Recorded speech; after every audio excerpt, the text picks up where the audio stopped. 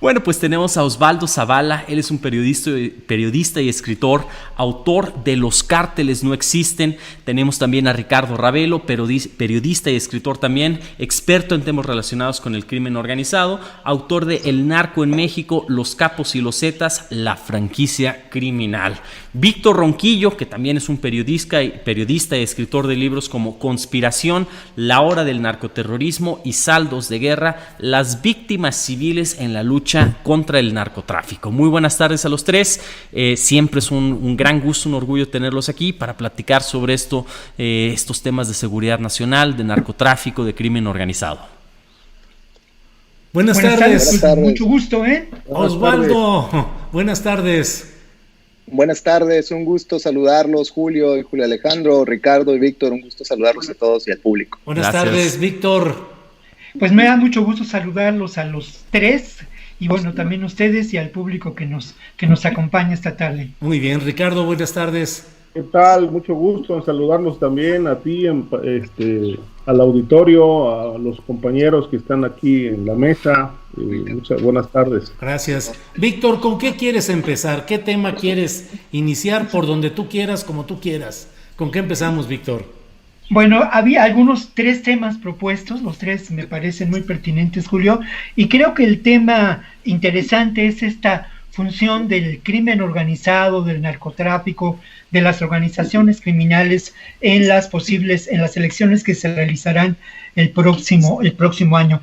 Me parece determinante, como ya lo habíamos mencionado, esta vinculación que existe entre lo que podemos considerar el poder criminal y el poder político, ¿no?, en este país. Creo que esta vinculación será determinante el año entrante. Hace algún tiempo yo preguntaba a un político de Sinaloa, ¿no?, qué tan grave era que el crimen organizado, que los cárteles del narcotráfico penetraran las campañas, pagaran las campañas de los políticos a todos los niveles, ¿no?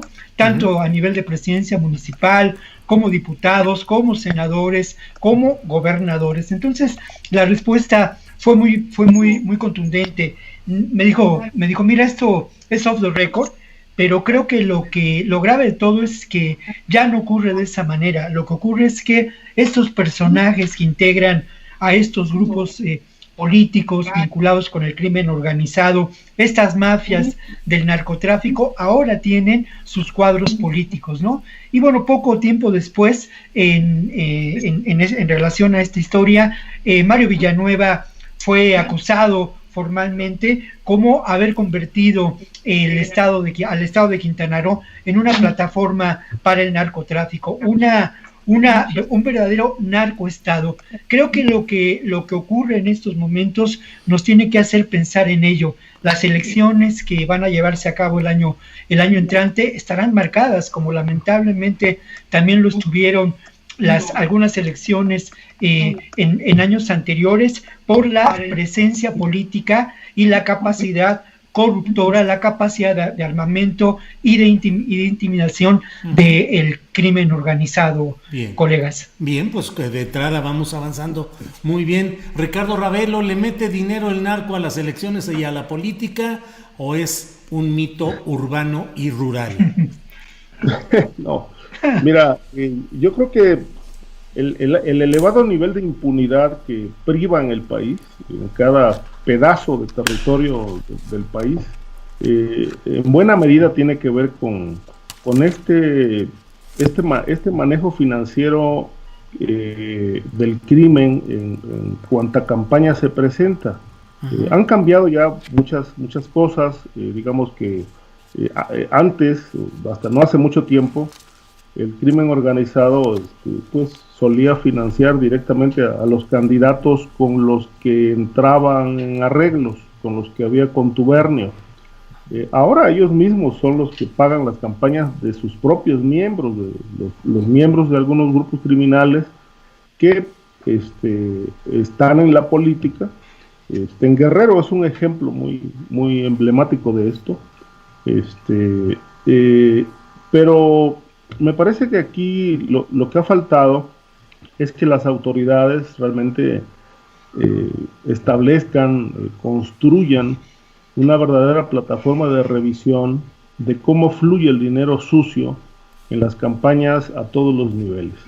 Creo que ese es un pendiente que tiene el gobierno desde hace muchos años, saber realmente si los candidatos reciben financiamiento de alguna organización criminal. Sé que son muy cuidadosos porque incluso utilizan empresas legales para poder canalizar los recursos, pero ese ha sido un grave problema. No se auditan a los partidos políticos. Yo creo que ahí, digamos, ahora que vemos a Santiago Nieto verdaderamente con mucho filo en este tema del lavado de dinero, pues bueno, en este momento, y además con la experiencia que tiene, porque ya estuvo en el área electoral de PGR, no nos ha dicho todavía qué esquemas van a instrumentar para realmente detectar e impedir que el dinero del narco se infiltre en las campañas políticas, porque al final del día este ha sido un problema impune desde años, por años. Sí. Y bueno, pues sin embargo sigue siendo una realidad muy, muy evidente, muy tangible en todo el país. Muy bien, Ricardo, gracias. Osvaldo Zavala, ¿el dinero de los cárteles en las elecciones sí existe? Pues mira, es muy difícil de comprobarlo, ¿no? Es decir, se especula de fortuna, se nos habla de cómo supuestamente el mercado de la cocaína, por ejemplo, en Estados Unidos puede generar hasta $1,000 millones o más en unas cuantas semanas. Pero todo esto este dinero que se maneja y esa especulación proviene de fuentes oficiales interesadas políticamente en el despliegue de la militarización antidrogas que hemos vivido desde 2006. Es decir, nada de esta información viene sin un costo y sin una mediación política. Entonces lo que tenemos que comprender acá es que mientras que no hay evidencia para sustentar la supuesta fortuna de los capos, tenemos toda una plataforma que insiste en el poderío de los cárteles, de los supuestos cárteles, para avanzar en la política antidrogas del país. Si uno se atiene, por ejemplo, a las listas que hace Forbes de multimillonarios, el Chapo quedaría más o menos en el escalón 30, por debajo de tantas fortunas en el país. O sea, la primera fortuna en México, la de Carlos Slim, por ejemplo, es de casi $53,000 millones. Que la siguiente, la de Germán Larrea del Grupo México, son 13,800 millones. El Chapo, en el escalón 35, no llegaba a duras penas a $1,000 millones, lo que en Estados Unidos se dice $1 billion, y que todavía está incluso por debajo de Alfredo Harpaliu, de Banamex. Entonces, es decir, si uno considera y redimensiona el enorme poderío de la clase político-empresarial mexicana y de los magnates, de los 30 otros magnates que están encima del supuesto mayor criminal del país, la pregunta correcta que tendremos que hacer es más bien cómo el sistema electoral y la clase político-empresarial ha capturado realmente el Estado. Entonces yo creo que esa es nuestra gran preocupación inmediata, no el crimen organizado, aunque pudiéramos sustentar las cifras que maneja la DEA, por ejemplo, de cuánto genera el tráfico de drogas en el país. Sería muy ingenuo pensar que ese dinero se maneja en bloques o que ese dinero es monopolizado por una organización en específico. Hay una gran dispersión del narcotráfico en el país. Es una fragmentación de pequeños grupos que operan independientemente unos de otros y que de ningún modo puede uno pensar esas cifras como si fuesen realmente bonos estatales en una cuenta perdida en las Islas Caimán. O sea, es decir, no hay nada de este dinero que sea real y que nos pueda realmente dar una idea clara de cómo afecta a la política en el país. Ahora, la violencia que se asocia con los procesos electorales tampoco realmente puede ser verificada como la supuesta narcoviolencia. Yo creo que el término narcoviolencia en sí mismo es un término altamente mitificado. Es decir, si uno se pone a reportear uno por uno los casos de narcoviolencia en los procesos electorales anteriores, lo que vemos es que muchas de las veces son procesos que se arreglan a balazos porque son, digamos, en lugares remotos, en distritos donde la gente se resuelve, digamos, sus disputas políticas en parte por medio de la violencia. Sí. Pero esto no necesariamente significa que uno o cual cártel haya penetrado, ¿no?, la elección de un alcalde o de un gobernador. Bien, Víctor Ronquillo, puede hacerse política y ejercerse el poder público, pienso específicamente en los gobernadores, sin la mediación y la participación de los grupos de poder fáctico del crimen organizado? Pienso en estados sobre todo del norte del país, Sinaloa, Tamaulipas, Chihuahua, Sonora. ¿Se puede realmente, Durango, se puede gobernar sin la concurrencia de esos poderes fácticos, o lo que quedan son gobernadores que están como gerentes del gran negocio? Pues mira, yo creo que ahora sí que a las pruebas me remito, ¿no?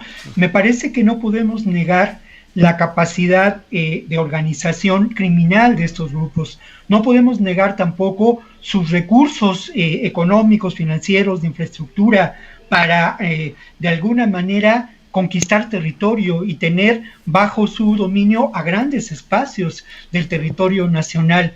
No me parece que esto sea solamente un discurso político propiciado por Netflix, ¿no? De ninguna manera. Esto es una realidad económica y política.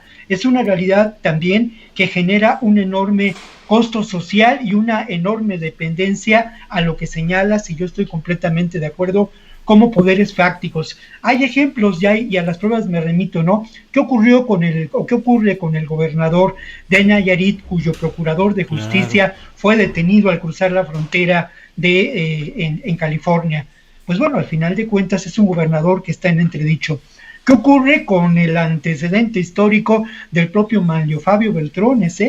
Manlio Fabio Beltrones desde hace mucho se le ha señalado con vínculos importantes del narcotráfico. El poder económico y político de Manlio Fabio todavía hasta hace unos años era determinante en ese norte del país. Y bueno, ¿qué ocurre en un momento dado ya a un nivel menor, con lo que puede considerarse las presidencias municipales de lugares como San Luis Río Colorado, como Tijuana, como Ciudad Juárez? Sin duda hay una vinculación lamentable entre estos grupos de poder fáctico que están cuidando el negocio, un negocio de miles de millones de dólares, que no solamente es el narcotráfico, que se ha dispersado y ha captado otras formas de financiamiento, otras formas de ganancia de recursos. ¿Qué ocurre? Al final de cuentas, se gobierna junto con estos grupos o a la par con estos grupos.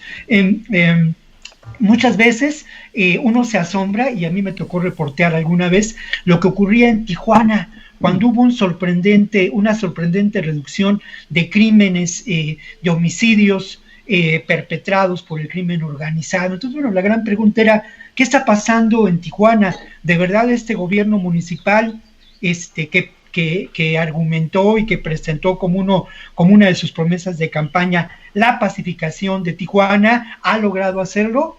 Y bueno, lo que ocurría realmente, con distintas fuentes de información vinculadas a los colegas reporteros de allá de Tijuana, vinculados a las organizaciones sociales, vinculadas a la academia también, e incluso a fuentes de información ligadas a los aparatos oscuros del propio Estado. Bueno, lo que ellos argumentaban era que se había logrado un pacto, ¿no? Un pacto de no violencia para bajar de intensidad y no calentar demasiado la plaza y poder seguir operando. Creo que lamentablemente a estas alturas del partido es muy difícil pensar en construir una alternativa democrática, una alternativa social, una alternativa de gobierno que no tenga como una de sus tareas principales abatir a estos grupos del crimen organizado, terminar con estos poderes fácticos que además están aliados, como lo mencionaba Osvaldo alguna vez, con otros grupos de poder económico. Claro. La mafia sí existe y esa mafia opera, Julio. Bien, gracias, Víctor. Ricardo Ravelo, simplemente pienso en lo sucedido con nuestra compañera Miroslava Bridge, corresponsal de La Jornada en Chihuahua, reportera en varios medios de esa entidad, asesinada porque estuvo publicando información de cómo el narcotráfico estaba postulando candidatos o las candidaturas, incluyendo las candidaturas, en un municipio que pues realmente de poca presencia y de poco fuerza demográfica, Chínipas, el municipio de Chínipas en Chihuahua, que según los datos del censo de 2010 tenía 1934 habitantes.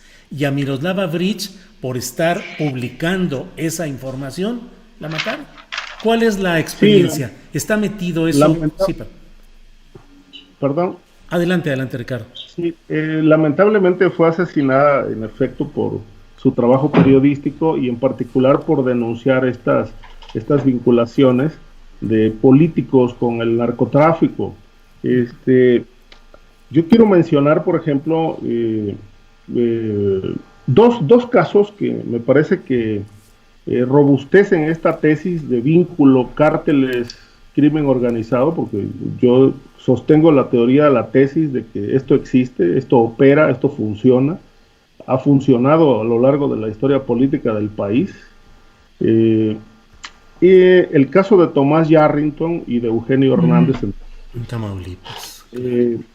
Yo tuve la oportunidad, incluso tengo un libro publicado al respecto, sobre estos expedientes que dan cuenta detalle a detalle de cómo grupos empresariales de Tamaulipas identificados declaran cómo se organizaron para financiar la campaña de Yarrington, quién les pidió el dinero, cómo se llevó a cabo esta maniobra, y después, en la siguiente elección, repitieron la operación con Eugenio Hernández, que dicho sea de paso, este personaje hoy tiene un expediente abierto por lavado de dinero en Estados Unidos. Está pendiente, entiendo, una extradición a ese país, porque actualmente está preso en Tamaulipas, no por narcotráfico, sino por un tema de corrupción, por la compra de un terreno de alta plusvalía que él adquirió a muy bajo costo y que está localizado muy cerca del puerto de Altamira.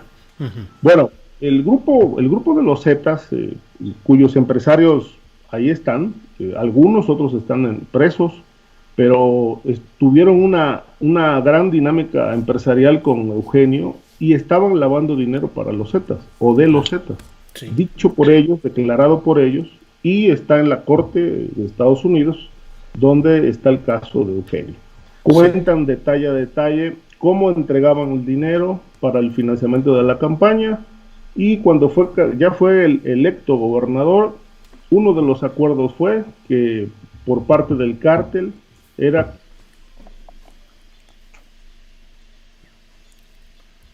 Uno de los acuerdos del cártel, nos dice Ricardo Ravelo, que se ha congelado la comunicación telefónica. Es que era un acuerdo. Ravelo.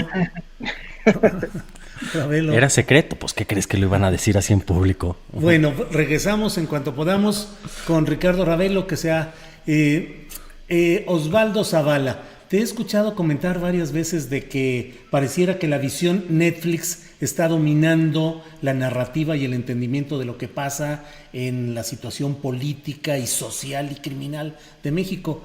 Te pregunto, ¿no será más bien que la realidad va mucho más allá de Netflix y que Netflix es una versión sonrosada, aparatosa, pero finalmente no profunda y no realista del grave asunto que sí se vive cotidianamente en México? Pues yo creo que este es el quid del tema, ¿no? Yo creo que el problema primero tiene que ver con un asunto de interpretación, es decir, cómo estamos observando estos fenómenos de delincuencia organizada y cómo los estamos narrando. Entonces yo lo que propongo cuando digo que los cárteles no existen, yo con frecuencia escucho que se entiende mal lo que estoy proponiendo. Yo no digo que no exista el tráfico de drogas o que el tráfico de drogas no pueda ser un problema, digamos, importante para la gobernabilidad y para establecer vínculos de corrupción, etcétera. Digo, eso nadie lo pondría en duda.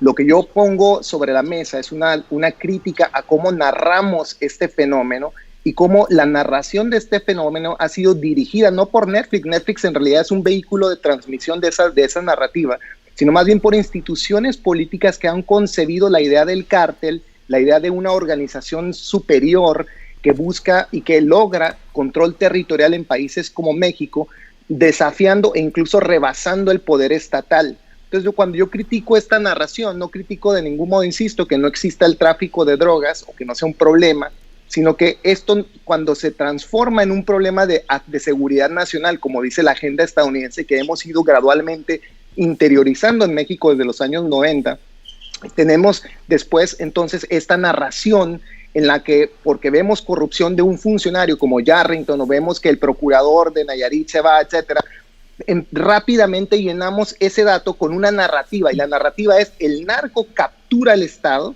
y el gobernador, el procurador, la clase política, digamos, está asediada por estos grupos criminales. Entonces, esa narración es la que no tiene sustento, la que es poco verificable, y que por sí sola no solo no explica lo que está ocurriendo en el país, sino que impone un sentido que termina legitimando la política de militarización, la violenta política antidrogas, las políticas carcelarias, la manera en que Estados Unidos ha exponencialmente incrementado su población carcelaria en el país, por ejemplo, que fue de tener 40 prisiones en el país a más de 120 en 2013. Sí. Es decir, que hemos visto toda expansión de una estructura que asedia a la población civil en el nombre de su seguridad nacional, y que construye esta mitología del cártel precisamente para militarizar. Ahora que hablamos, por ejemplo, del caso de Miroslava Breach, es cierto que se habla de narcopolítica, es cierto que se dice que a la periodista Miroslava Breach la mataron por una relación, por la manera en que su información nos mostraba un mundo de narcopolítica en las sierras, en la Sierra Tarahumara de Chihuahua. Pero lo que se nos olvida es que dentro de esa información hay datos muy interesantes y muy importantes que a lo mejor no se han explorado con suficiencia, como por ejemplo el hecho de que hay megaproyectos empresariales, como ha publicado por ejemplo Olga Aragón, la periodista que más tal vez se ha acercado en Chihuahua al caso de Miroslava Breach, en donde se están disputando en realidad recursos hídricos, forestales, minerales, hidrocarburos. Es decir, también en el estado de Chihuahua hay una disputa por recursos naturales donde de verdad hay dinero, donde hay dinero contable, donde hay dinero capturable, y no la dispersión del narcotráfico. Como tú mismo lo decías hace un momento, Julio, ¿por qué le va a importar al cártel de Sinaloa un poblado perdido en medio de la sierra en Chihuahua? O sea, esta mitología del triángulo dorado como el gran espacio del narcotráfico está muy rebasada por la aparición de las drogas sintéticas, como ya sabemos, el fentanilo, las anfetaminas, etcétera. O sea, tenemos toda una discusión larguísima y amplia sobre el narcotráfico que no es reducible a las serranías ya de Chihuahua, ni de Sinaloa, ni de Durango. Sí, entonces tenemos que comprender pues que detrás de esta narrativa que muy rápidamente nos empieza a explicar fenómenos que están poco reporteados, se establece un sentido, y ese sentido divide de una manera muy clara, como decíamos hace un momento, eso que llamamos poder político y poder criminal, como hacen por momentos los sociólogos de una manera muy, muy esquemática, pero que en la realidad nos deja más bien con muchas dudas. Si vemos el poder estatal, el aparato de seguridad del Estado, el enorme poder y la capacidad del ejército en México, yo pondría muy rápido sobre la mesa la gran pregunta de cómo podemos aceptar que un grupo de criminales de Sinaloa, de Chihuahua, de Tamaulipas, donde tú quieras, puede realmente rebasar el poder, por ejemplo, las fuerzas especiales de la Marina, ¿no? que en 3 segundos pueden tomar todo un municipio, ¿no? Es decir, estamos realmente fantaseando sobre el discurso oficial, y de nuevo, no un discurso creado por Netflix, un discurso creado por las instituciones estadounidenses que nos han vendido la guerra, que nos han orillado a la guerra, que nos han financiado la guerra con sus propias armas y su propia lógica de combate, y que han creado en México un estado de sitio en contra de su propia población. Sí, bien. Gracias, Osvaldo. Perdón, Ricardo Ravelo, pero se congeló la imagen, y entonces, por favor, nos quedamos en la palabra mágica. Dijiste los acuerdos. Sí. Estabas en los acuerdos y entró el complot y dijo, córtenle ahí la... Entonces, por favor. Exacto. Mira, en realidad te voy a decir algo muy, muy concreto. En los expedientes yo no veo ninguna narrativa que no sea acorde con la realidad. En los expedientes del caso Yarrington y el caso de Eugenio Hernández hay hechos muy concretos, declaraciones muy concretas que hoy tienen, por lo menos en la cárcel en Estados Unidos, a un exgobernador de ese estado. De otra manera, si fueran cuentos, pues no estuvieran ahí. Es decir, hay hechos y se da. Los expedientes oficiales, Ricardo, tú sabes que están llenos de mañas, de tortura. No, pero hay pruebas, hay elementos probatorios en los expedientes.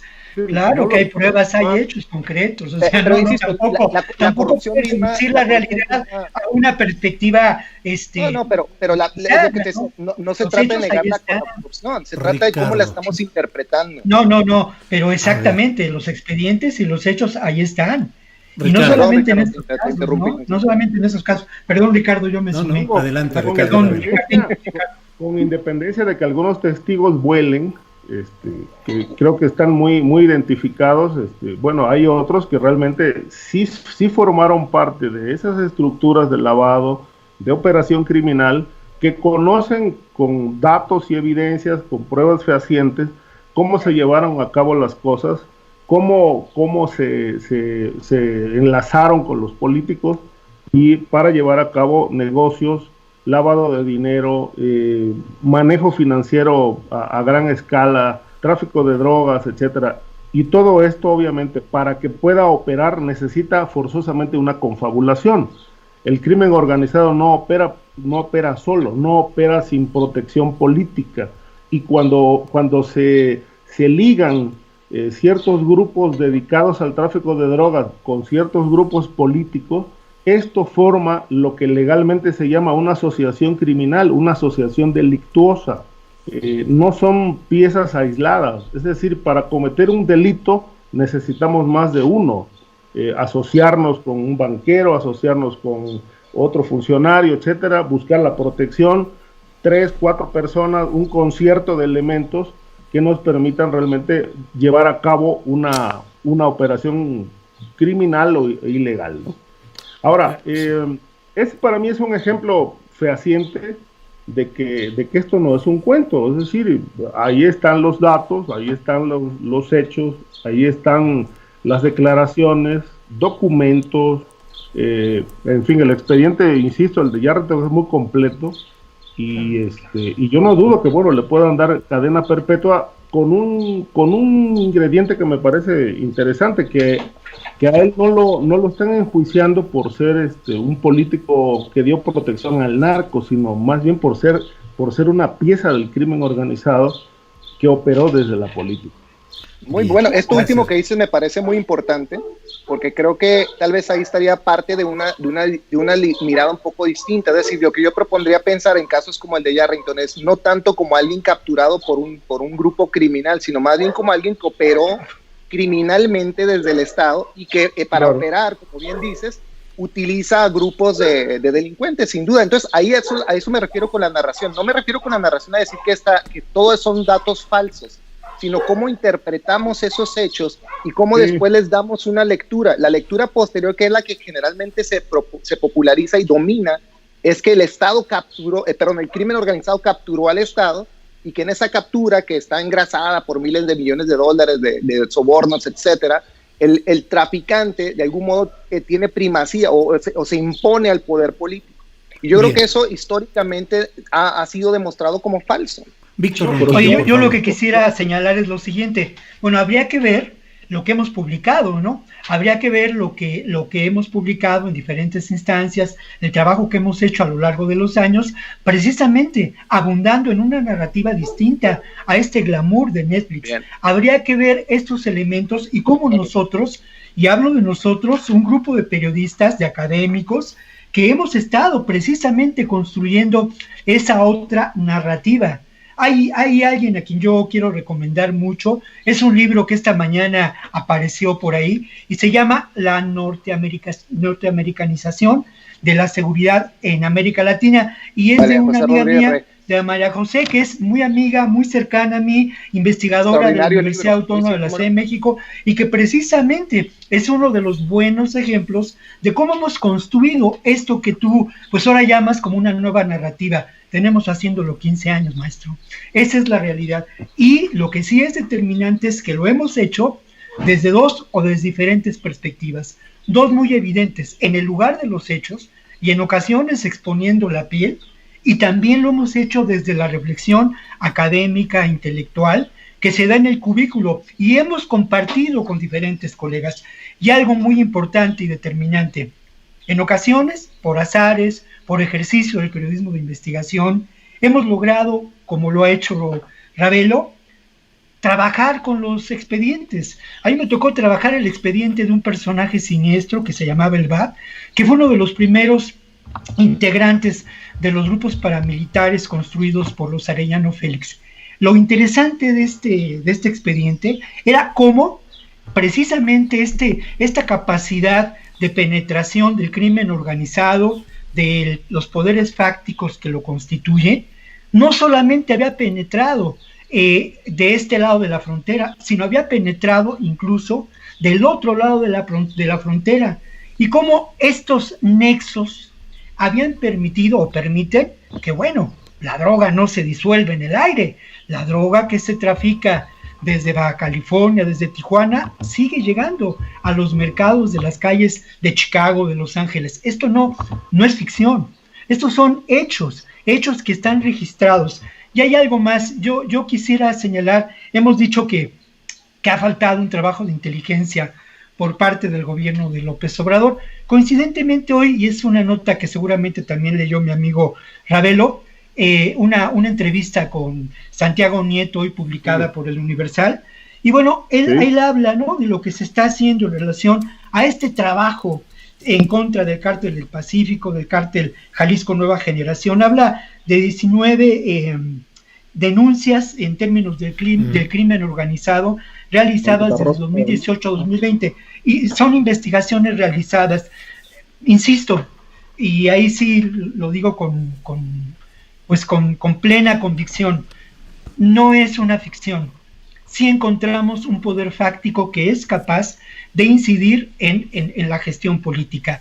Y lo otro, no hay duda de que también uno de los usos y aprovechamientos de este poder fáctico tiene que ver con el extractivismo y genera desplazamiento forzado, claro, pero no hay blancos y negros, todo es un proceso, y lamentablemente un proceso en el que hay contradicciones, en el que hay luchas, pero sin duda los muertos son de verdad como el negocio. Para la Organización de las Naciones Unidas, el tráfico de drogas, el tráfico de armas, la trata de personas son de los negocios ilícitos con mayores recursos financieros y generados por organizaciones criminales. Estos son hechos y hay expedientes y hay pruebas para decirlo, ¿no? Bien. No es, un discurso por parte de nosotros para vender libros de ninguna manera. Gracias. Bueno, Gracias, yo creo Víctor. que... Ricardo ¿Puedo responder Ravelo. a eso? No. Perdón.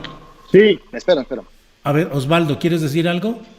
Bueno, no, quería un poco responder lo que decía Víctor. Yo creo que seguimos tal vez en una discusión que va a terminar siendo muy productiva, porque creo que estamos poniendo, digamos, sobre la mesa tal vez los elementos más fundacionales de lo que yo he pensado que es el discurso o la hegemonía de la narración del narcotráfico en México. El libro que mencionas, por ejemplo, de María José Rodríguez Rejas, un libro estupendo que sin duda hay que recomendar aquí al público lector, señala exactamente lo mismo que yo estoy proponiendo, es decir, que hay una construcción simbólica a partir de acuerdos internacionales y la expansión del aparato securitario estadounidense en todo el continente, que para 1989, cuando se generó el Washington Consensus, ya había instalado en todo el hemisferio todo este paradigma del securitarismo y la idea de que el narcotráfico se habría de convertir en la nueva amenaza a la seguridad nacional. Ese sentido narrativo general es el que se está performatizando cada vez que pensamos que el Estado que el crimen organizado está capturando al Estado. El crimen organizado en general es un tipo de ente que es verificable, que no es, y que termina por suplantar al Estado.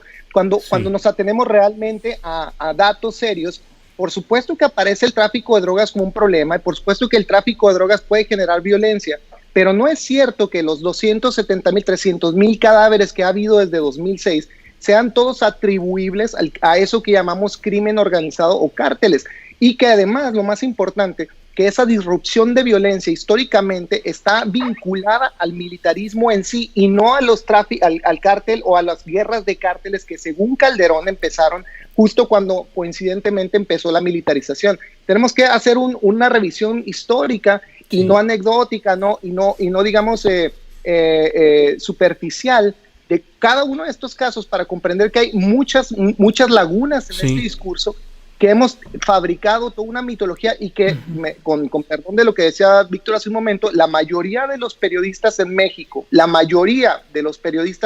pues salvo unas cuantas excepciones que yo he localizado y que seguramente habrá algunas más, reprodujeron voluntaria o involuntariamente el discurso oficial de Calderón, que nos vendió la guerra y que legitimó la militarización, que legitimó la fantasía de las guerras de cárteles y que nos tiene hasta ahora bajo un consenso, bajo una hegemonía militar que no hemos podido sacudirnos precisamente porque seguimos insistiendo que el mayor problema de México son los traficantes y no el aparato de seguridad y no la clase político-empresarial que está saqueando el país y que está dejando al resto, a la gran mayoría de la población, una pobreza endémica. Bien, Ricardo Ravelo, por favor, tu opinión sobre esto, o si pasamos a otro tema, que es la presencia asistencial del narcotráfico, pero lo que tú desees, Ricardo, por favor. Mira, nada más aquí como colofón en este punto, para el gobierno actual sigue siendo muy viable y muy claro que los cárteles están ahí y operan. Retomo lo que decía el amigo Ronquillo hace un momento, en el sentido de la entrevista que hoy publican con Santiago Nieto, donde él, pues gran parte de las investigaciones que lleva la Unidad de Inteligencia Financiera está enfocada en detectar operaciones inusuales, sospechosas de tener vínculos con el lavado de dinero, que él las está relacionando por lo menos con 3 cárteles, ¿no? Él habla del cártel de Jalisco Nueva Generación con unas ramificaciones bastante amplias de empresas que están lavando dinero y cuyos activos ya fueron congelados. Se refiere al cártel, en esos términos, Santa Rosa de Lima, que además de la operación de Huachicol, está operando secuestros y está operando extorsiones en el Bajío, también con otra red de empresas donde hay operadores cuyos activos ya también están confiscados. Y sin duda el cártel de Sinaloa, con las cuentas que le congelaron a Ovidio, una de las piezas de este grupo criminal, y que bueno, dice ahora ya la parte que le tocaba a la unidad de inteligencia respecto de las operaciones de estos grupos criminales que están identificados, pues ahora la siguiente parte le toca a la fiscalía, que me parece que ahí es donde está el nudo de si estas investigaciones van a proceder o no van a proceder. Y otro dato que salió ahí, que me pareció muy relevante, porque es parte del tema que vamos a tocar, son las cuentas de Genaro García Luna, que finalmente creo que ya van a ser confiscadas también, que se habla de operaciones que pues se triangularon hasta Panamá y otros paraísos fiscales, que según dijo hoy Santiago Nieto, le permitían el financiamiento a manga ancha a García Luna para su estadía en Miami, donde vivía antes de ser capturado. Entonces yo creo que esto es una realidad, o sea, al final del día esta versión de que el Estado está capturado también opera, también ha ocurrido. Este es un tema multifacético. Hay casos donde la autoridad misma forma parte del crimen organizado y sirve desde el poder, y hay otros casos también documentados donde el crimen organizado ha cooptado al funcionario. El caso de las aduanas, por ejemplo, yo lo refería hace unos días con ustedes aquí, el caso que, por ejemplo, los propios funcionarios de aduanas han sido amenazados directamente para operar para el narco. Conozco casos en Tamaulipas de administradores de aduanas a quienes el crimen organizado les llegó con las fotografías de su familia y le pidió cooperar con el narco, o si no la familia la iban a desaparecer, y tuvieron que entrarle al negocio bajo estas condiciones forzadas, ¿no? Otros casos en Coahuila, sí, las aduanas ejemplifican bastante este modelo de cooptación del crimen organizado hacia los funcionarios públicos. Y en otros casos, coincido también con lo que dice Zavala, en otros casos los propios funcionarios ya forman parte de estas mafias y simplemente llegan a una posición de poder donde finalmente pues logran echar a andar sus negocios mal habidos. Bien, gracias Ricardo Ravelo. Víctor Ronquillo, sobre este tema, o pasamos al de la presencia asistencial de los grupos delictivos entregando despensas y demás cosas, o quieres seguir todavía con este tema, Víctor, como tú lo desees? No, yo creo que ahí daría para mucho la reflexión, y comparto con Osvaldo, con Ricardo, el que precisamente tenemos que ampliar la perspectiva de esta discusión, y bueno, pero podemos dejarlo para una futura ocasión que la pasamos también en estas sesiones. Yo creo que la realidad de la capacidad asistencial del crimen organizado y los grupos de poder fáctico les dieron en algún momento una base social importante, ¿no? Eso me parece que tenemos que tomarlo en cuenta, y esa base social sin duda opera en favor de ellos, ¿no? En Culiacán yo recuerdo que vendían camisetas en donde decían: cuando estés ahí arriba, no te olvides de mi primo, ¿no? Uh-huh. Y eran camisetas que de alguna manera se vendían para la gente que pues no formaba parte de estos grupos criminales, pero que quería participar del negocio, ¿no? Y bueno, lamentablemente, ya lo decíamos en otras ocasiones, habría que revisar la capacidad económica y de penetración económica del crimen organizado. Mira, es triste decirlo, pero así como las remesas forman parte de la economía y de la estructura operativa de la economía en México, también ocurre con el dinero del narco y con el dinero del crimen organizado, esto, ¿no? O sea, es parte de esa operación. En cuanto al asunto asistencial, es un asunto que sí tiene un elemento mítico, pero también es un asunto real, ¿no? Yo coincidí con Ravelo cuando asesinaron al viceroy allá en Culiacán. Estábamos esperando que para pasar y hacer alguna crónica de cómo iba a ser el sepelio del hermano de Amado Carrillo. Y bueno, yo me di una vuelta. Era Rodolfo, tiene razón, Ricardo. Uh-huh. Y yo me di una vuelta por el poblado cercano y platiqué con el cura del lugar, y el cura del lugar había sido compañero de la primaria y de la secundaria de de Amado, y Amado había llevado a este lugar trabajo, había construido la iglesia. Era terrible porque muchas de las acciones, y eso lo viví también en Badiraguato, en la Serranía, muchas de las acciones que correspondían al Estado mexicano, las habían realizado el narcotráfico. Un hombre mayor en Badiraguato, bueno, una de las rancherías cercanas a Badiraguato, me dijo: Víctor, es que aquí nada más conocemos al gobierno cuando vienen los verdes, vienen los verdes a chingarnos, ¿no? Uh-huh. Entonces, esto es parte de una realidad. Lo otro, y hay que tomar en cuenta ya en otra dimensión de este asunto que tiene que ver con la economía, con el clientelismo, y que también tiene diferentes espacios para la reflexión. Habría que ver también la capacidad que genera el narcotráfico, el crimen organizado, en tanto a la generación de empleos, ¿no? Empleos tristes y en ocasiones que someten a las personas a trabajo forzado, a verdadera esclavitud, que es otro de los aspectos. Pero hace algún tiempo,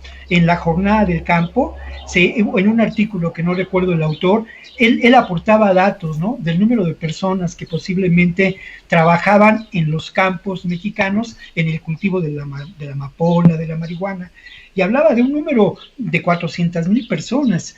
Yo creo que no es un dato exagerado. A eso habría que sumarle, lamentablemente, las opciones que sigue generando el crimen organizado para muchos jóvenes que no encuentran la alternativa de futuro, y obviamente muchos de ellos que también se ven involucrados en esta realidad del crimen organizado, pues por la violencia de que son víctimas. Hay un trabajo muy interesante de mi amiga Elena Saola, que yo recomiendo. Es un trabajo posterior, años después, de esta terrible historia del Ponchito, ¿no? Aquel niño sicario, claro, que tanto se difundió. Bueno, lo que hizo Elena fue que entrevistó a varias jóvenes que se encuentran confrontados con la justicia, uh-huh, que se encuentran en instituciones donde se les priva de su libertad, para conocer su historia, ¿no? Claro. La mayor parte de ellos habían participado en tareas de sicariato, Y bueno, pues es muy obvio, ¿no? Claro. Es muy obvio decir de dónde venían, cuál había sido su historia personal ligada a la pobreza, ligada a la violencia, ocupantes del último escalón de la pirámide social. Todo esto es parte de esta realidad, Julio. Sí, muy bien, Víctor. Bueno, Osvaldo Zavala, antes de que nos puedas dar tu opinión sobre estos asuntos de asistencialismo y base social de los grupos del crimen organizado, les comento que en el Imparcial de Sonora se publica que ayer por ahí de las 10 de la noche, el periodista Marco Antonio Duarte Vargas, propietario del medio digital Ciudad Obregón Sin Censura, fue víctima de un atentado. Lanzaron una bomba molotov contra su automóvil que estaba fuera de su domicilio. En diciembre le habían dañado el cableado de electricidad y en otra ocasión le asesinaron a su mascota.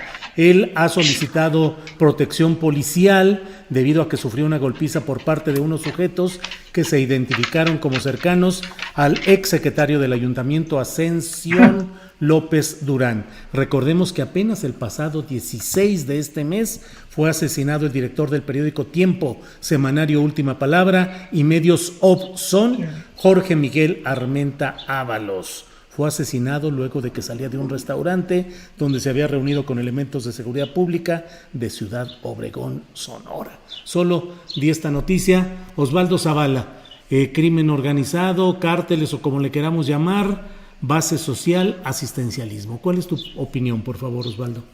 Bueno, trataré así de tocar todos los puntos rápidamente. Primero con la Aquí cuestión tengo el cronómetro ya puesto, te lo advierto. La cuestión de la entrevista de Santiago Nieto, que también la vi, me parece importante hacer una precisión, por ejemplo, ¿no? Que son 19 denuncias las que recibe Santiago Nieto, aquí lo tengo en la pantalla, por más o menos de 7,000 millones de pesos en cuentas de 118 personas, pero ahora más de la mitad de este dinero está vinculado a Genaro García Luna. Es decir, el grueso de ese dinero que está investigando Santiago Nieto, que son 3,000 millones de pesos, están vinculados a García Luna. Entonces aquí la pregunta que yo he hecho, y que lo he hecho en otras ocasiones, no solo en este foro, es cómo comprender, cómo saber que alguien como García Luna, tan empoderado por el gobierno de Calderón, con una carta blanca y con una impunidad desmedida, podía haber sido realmente objeto de un grupo del crimen organizado, en vez de él ser el extorsionador del crimen organizado. Es decir, lo que tenemos que comprender es que esa narración que nosotros asumimos en una dirección ya de antemano, es decir, en su momento, como decía Anabel Hernández, que el Chapo controlaba la AFI, que el Chapo controlaba a García Luna, ¿por qué no suponer, no sé si el reverso, pero por lo menos una relación de poder más compleja que eso?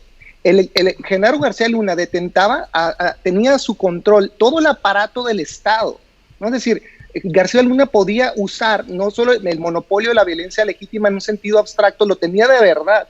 Entonces, ¿cómo creer que un hombre que además ahora resulta tiene, por lo que sabemos, cuentas de 3,000 millones de pesos nada más en una primera investigación aquí, no está realmente extorsionando más bien a estos grupos? Y pensar además que el Chapo, por mucho que se habló de su poderío en su momento como el gran criminal de Occidente, termina en prisión de por vida, sin dinero, por lo menos sin ninguna cuenta disponible que hasta donde yo sepa se haya encontrado.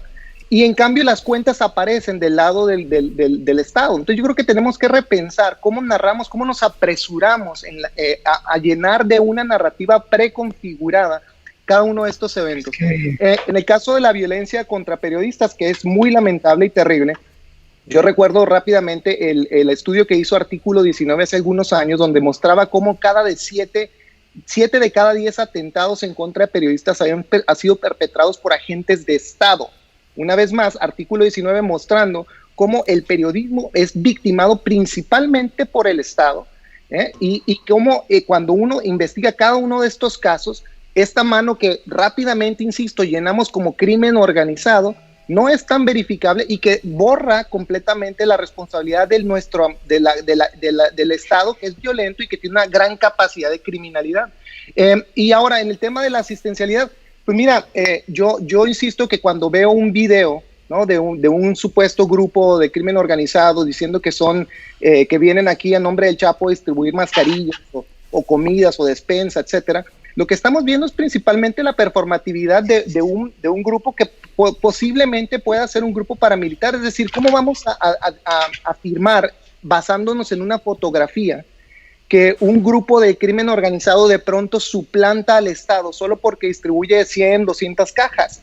O sea, yo creo que lo que estamos viendo aquí es una deliberada muestra performática de un grupo armado, sin duda, pero no tenemos las coordenadas reales de esa anunciación, no sabemos realmente cuál es el sentido de esa imagen, más allá de asustarnos y, creo yo, de justificar la militarización, o sea, justificar la necesidad para la población de que el ejército y la policía tome el control de las tareas de seguridad y que nos hagan de nuevo vivir una nueva guerra contra el narco, ¿no? Contra el supuesto narco. Entonces yo no creo que estas imágenes son prueba fehaciente de que el Estado está siendo rebasado o suplantado en su dimensión asistencial. Yo creo que lo que hacen estas imágenes principalmente es crear consenso, atemorizar colectivamente a la población y generar la idea de que afuera en el territorio hay grupos armados que están controlando territorios y que pues tenemos que aceptar y terminar por aceptar que la militarización es la vía.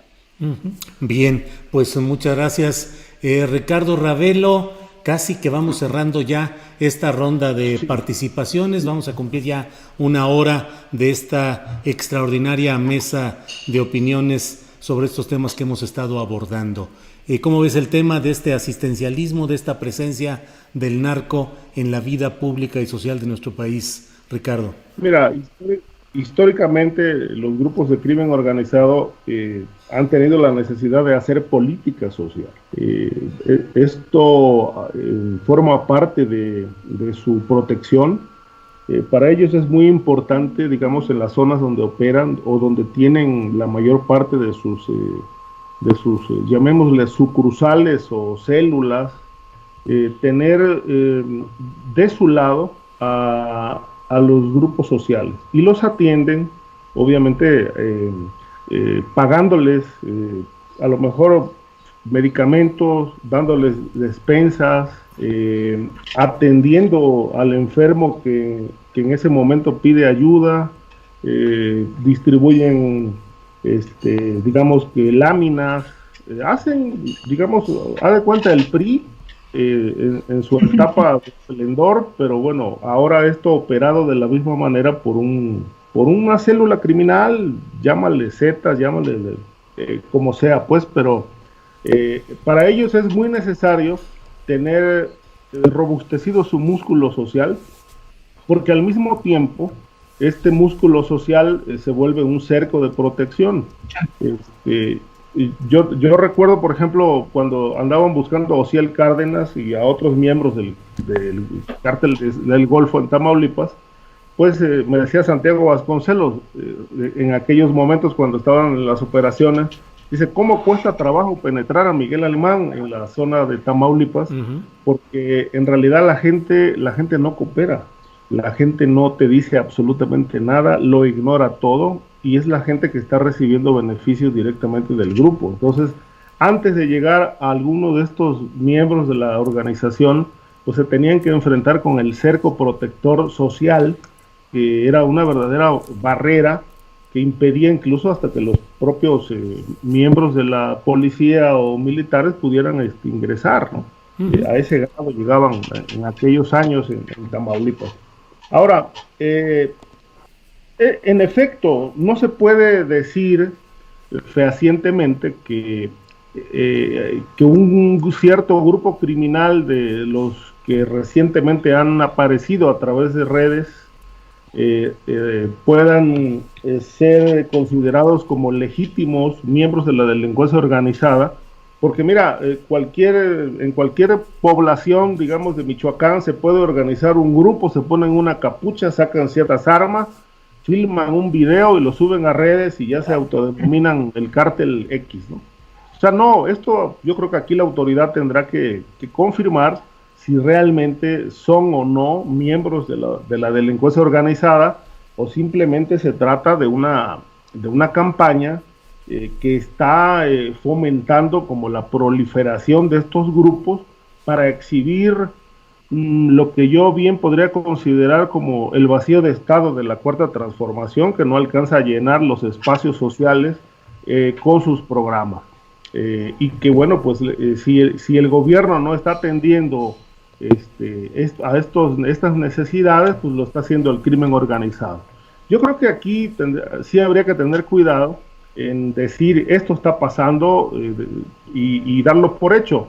Habría que ver, creo que aquí le toca en efecto a la Fiscalía o a la Secretaría de Seguridad Pública, en todo caso también, confirmar si estos grupos realmente existen, si cuántos son y si realmente están llevando a cabo asistencia social. Hay muchas notas al respecto, pero bueno, el presidente ya reconoció también hace 2 meses, si no mal recuerdo, y él cuestionó que el crimen organizado estuviera dando despensas y les pidió no den despensas, mejor bajen las armas, ¿no? Uh-huh. Es decir, tácitamente hay un reconocimiento de que hay grupos operando de esta manera, pero son muchísimos. Es decir, yo no sé, yo recuerdo, 5, 6, 7 grupos que han aparecido de esta manera a través de videos. He visto notas en Reforma, he visto notas en el Universal, donde pues, se da por hecho que esto está ocurriendo, pero el gobierno federal hasta ahora no ha reconocido ni ha confirmado, insisto, fehacientemente, si estos cárteles realmente operan y si están llevando a cabo asistencia social en los lugares que me tocan. Sí, muy bien, pues gracias Ricardo Ravelo. Les propongo cerrar con una intervención de minuto y medio, cuando mucho, perdón, para ya terminar con esto. Y les propongo... ¿Por qué se están riendo de mí? ¿Por qué todo el mundo con el horario? Cuando menos, vamos a poner de esos así. Bueno, la debilidad del Estado mexicano, los problemas acumulados, la crisis sanitaria y económica en curso, ¿creen que le va a dar una mayor preponderancia a los grupos criminales, los expresamente criminales, los de cuello blanco o empresariales, y a los cárteles políticos también en las próximas elecciones? Les pido su respuesta comenzando con Víctor Ronquillo. Bueno, es difícil saberlo, pero no hay duda de que sí existe una debilidad del Estado muy grave, y también existe me parece, y lo digo con toda sinceridad, hay una intención muy clara de transformar este país que lamentablemente no se avala en los hechos. Creo que la gestión del actual gobierno tiene que fortalecer al Estado, tiene que fortalecer a las instituciones y tiene que contemplar como una realidad la presencia del crimen organizado. Yo lo decía en alguna mesa que compartimos hace una semana o 2 semanas, no hay duda que esta medida de institucionalizar las labores de las Fuerzas Armadas en seguridad pública es una medida de emergencia. Creo que la tarea es muy grande y que en esa tarea me parece que nos tenemos que involucrar desde diferentes ejercicios, ¿no? Desde el ejercicio académico y la reflexión, desde el ejercicio periodístico, la denuncia, la ponderación de los hechos, y obviamente también desde el ejercicio ciudadano, ¿no? Creo que nos toca construir una alternativa de país distinta, y yo lo diría también, como lo dijeron en algún momento dado los zapatistas, ¿no? Desde abajo y a la izquierda, ese es el camino y esa es la alternativa. Y los enemigos que confrontamos son precisamente estos grupos de poder fáctico ligados a estas mafias de la narcopolítica y de los poderes fácticos. Muy bien, no lo van a creer, pero fue 1 minuto 26 segundos. Muy bien, Víctor Ronquillo. Bravo. Osvaldo Zavala, por favor. Pues mira, yo creo que tendríamos que pensar primero que el esquema del modelo neoliberal nos lleva con frecuencia a confundir la idea de un Estado debilitado con la idea de un Estado que deliberadamente está abandonando poblaciones enteras del país porque simplemente no hay un interés redituable para los esquemas de explotación y de extracción en los que estamos viviendo ahora actualmente, ¿no? Entonces yo más bien propondría que en vez de pensar en un Estado debilitado, pensemos que hay un Estado neoliberal que ha transitado del modelo del estado de bienestar al modelo del estado securitario. Entonces, es decir, no es que el Estado se debilite, sino que es el estado de bienestar, que normalmente era el estado asistencial, que proponía un proyecto de Estado-Nación, que tenía un sistema de seguridad de salud y de seguridad pública nacional totalizado. Se desmanteló deliberadamente en los años 80 y gradualmente fue virando hacia este estado securitario, un estado interesado en proteger los intereses de la clase alta, de la clase político-empresarial, y de avanzar megaproyectos y la extracción de recursos, etcétera, las cosas que ya hemos mencionado acá. Entonces, yo en ese sentido no me casaría con la idea de un estado debilitado, ni con la idea de que hay un vacío de estado, sino que el estado más bien ha reconcentrado su existencia en los aparatos de seguridad y en encargarse de ser el garante del flujo de los grandes capitales transnacionales. Entonces, entendido así, el Estado no es débil, el Estado no ha sido derrotado, no está siendo superado, sino que es un Estado que se ha readaptado bajo el modelo neoliberal como un Estado que securitariza el territorio para facilitar el flujo de los capitales transnacionales. Muy bien. 1:41. Muchas gracias, Osvaldo Zavala. Gracias. Ricardo Ravelo, por favor, tu comentario final para cerrar esta extraordinaria mesa de especialistas, periodistas y escritores.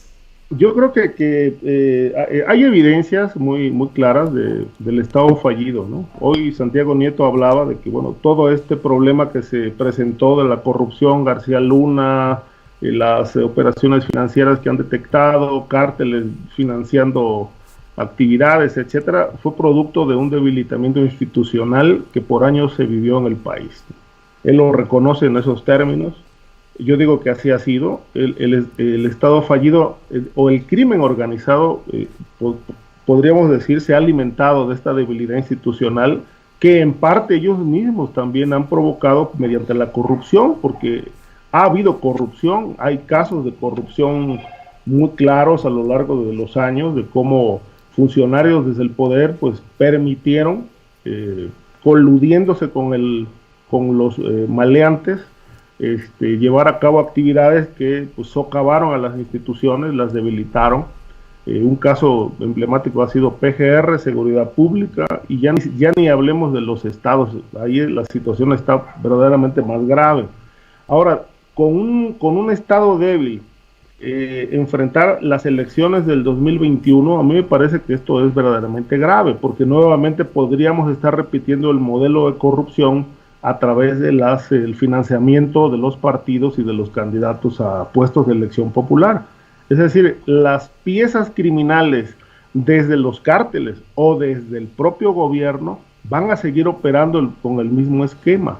De tal suerte que, bueno, aquí el gobierno federal sin duda tendrá que establecer, como lo dije al principio, un proyecto verdaderamente eficaz para detectar que el flujo financiero pues no penetre las campañas y que nuevamente volvamos a tener pues una Cámara de Diputados con intereses divididos, algunos en pro de la sociedad, otros en pro del crimen, o que en los estados en los municipios del país vuelva a llegar otra generación de políticos que sirven a los intereses criminales, porque si no se limpia esto, pues verdaderamente seguiremos viviendo en un estado bastante complicado, donde la corrupción será el factor más importante que los mantiene en unidad y organización, ¿no?